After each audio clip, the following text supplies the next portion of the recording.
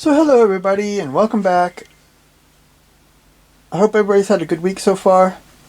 Today we'll be taking a look at this Mitsubishi A6M2 Zero. This is the type that they use per harbor, which will be the version I will be building. So before we get started, I hope everybody likes and subscribes. Ring that bell if you want notifications when I upload my new videos. So let's get started on this now. So here's our recognizable Tamiya instruction sheet. We have our information here in 4 languages. A little bit more information here about how building stuff and stuff. So number 1 here, we're building the cockpit. Cockpit floor, cockpit walls, the back, the seat, the control stick, the instrument panel. Here we have painting instructions on painting the figure. We put the sight on, put the figure in, because here we see a standing figure and here we see a sitting figure. So, I don't know, it's a little bit crazy. So here number 2, build the drop tank. We build the engine with the propeller shaft and this cap here. And we have the engine cowling here too. Number 3, we put the cockpit and the fuselage, put the fuselage together, put the engine and the cowling on. Number 4, we put the wings together in the horizontal stabilizers. We also have this loop antenna here in the back. You also have here some pieces you have to cut if you do the retracted landing gear and making holes for the drop tank. Number 5, we build the landing gear, and here's the doors to it too here. Number 6, we put the tail wheel on. We put the landing hook on. We put the main landing gear and the doors on. And then we have here these little weights that go on the wings. And here's another instructions if you want to do the and the drop tank too. And if you want to do closed landing gear here. So number 7, we build the propeller and propeller hub here. And put the propeller on. And this is a display base for the figure. A pivot tube and the canopy. So here we have our painting and marking instructions. We see we have a painting instructions for a early type here. And for a late type here. See, we got version A, Lieutenant Commander Shigeru Itaya, Akagi Aircraft Carrier Fighter Group, Hawaii, December 8th, 1941. That's the version I'll build. Version B, Warrant Officer Yoshiro Hashiguchi, 3rd Air Group, Kendari Base, Celebes Island, March 1942. Version C, Petty Officer First Class Saburo Sekai, Tainan Air Group, Denpasar Base, Bali Island, February 1942. And then back here, we have Warrant Officer Tetsuzo Iwamoto, 253rd Air Group, Tobero Base, Rabaul, January 1944. In version E, 261st Air Group, Tiger Corps, Kagoshima Base, February 1944. So we have a lot of versions to choose from here.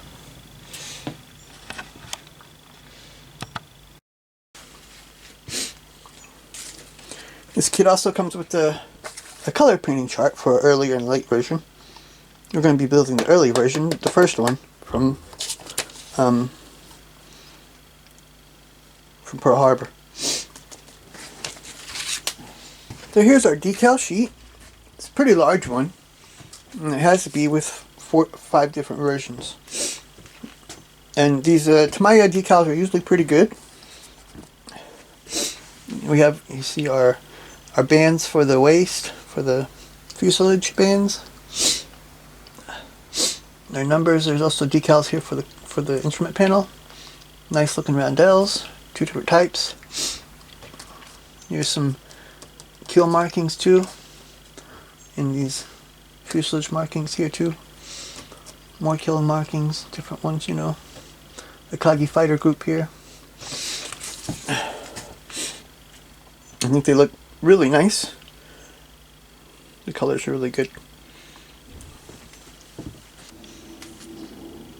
So here we have sprue A. You see our figures, our engine, propeller, wings, horizontal stabilizers, decaling. There's the cockpit floor, well, most of the cockpit parts here. This is one of the walls. The seat is there too. Well, it has engraved panel lines. They look pretty good, I think. The figures also look good. The engine I'm not so impressed with. The cowling looks good. I think the cockpit floor looks pretty good too. Here, the cockpit wall here looks pretty good too. Instrument panel, we got decals for, but there's no detail on it if you just wanted to paint it. And there's also seat belts. And there's also seat belts molded into it, but you can barely see them. They're hardly there at all. I think this could really use a photo etch set with seat belts at least.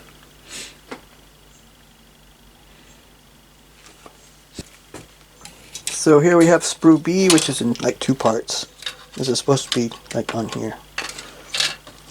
We have our fuselage and our wings, our drop tank, wheels, landing gear, doors, and landing gear, and some other detail parts like the weights for the wings and stuff. Looped antenna. Once again, the panel lines look good on the aircraft. Drop tank is decent. You see the wheels, they're made so they go on, you know, only one way. It's like a key slot there. The interior, you see the one wall is molded into it there. Other wall comes with the cockpit there. It also has some nice detail there. Landing gear bay doors. These are for the closed ones, these are for the open ones. There's some detail there. The wheels are okay.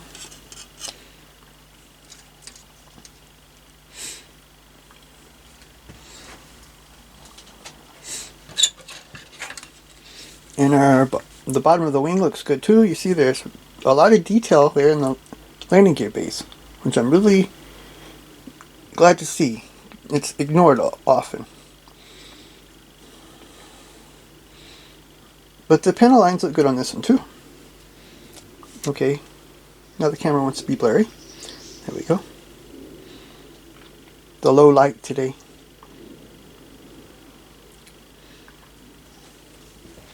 Our last sprue here is our clear sprue. You see we have 2 canopy options. A closed canopy with just all one part, and an open canopy. Here's also a stand base here. And our sight. They do look, I think the frames look good on it. And it's not very thick really. I think it'll turn into a good looking canopy. So I think this model kit looks pretty good. It's not perfect. The canopy, the cockpit looks good. The wheelbase look good. The engine is not so great. Also, I wish that the details for the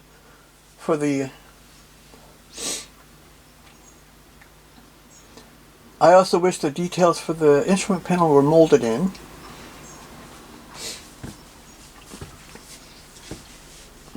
It's not a perfect kit, but I think it'll build into a nice looking one. It might even be better than the other one I have. I have a later version too, but I really wanted an earlier version from Pearl Harbor. It's this one.